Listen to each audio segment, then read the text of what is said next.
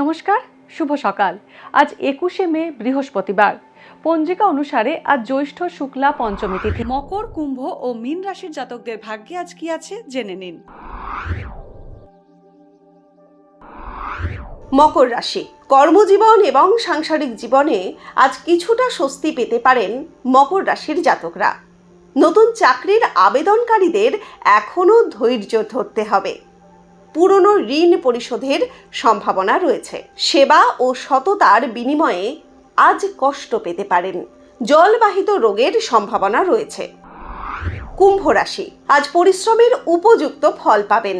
লোহা, ইমারতি, কয়লা, প্রমোটারির ব্যবসা লাভজনক হবে। অপ্রত্যাশিত বকেয়া আদায় ভালো হবে। আবহাওয়ার পরিবর্তনে পুরনো রোগ ফিরে আসতে পারে।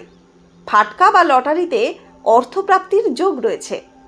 মালিক ভাড়াটে সংক্রান্ত দ্বন্দ্ব বাড়তে পারে।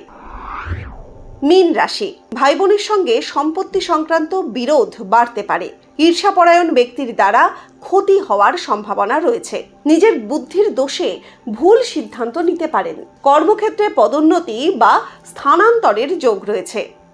বৈদেশিক বাণিজ্যে টাকা লগ্নি করলে লাভ হবে। গুরুজন পড়ে গিয়ে আঘাত পেতে পারেন। ভাগ্যে কি আছে, দিন কেমন কাটবে, জানার ইচ্ছে সবার মনেই। আপনার সঙ্গে কি ঘটবে জানাচ্ছি আমরা। সঙ্গে রয়েছে খারাপ সময়কে ভালো করার টোটকা।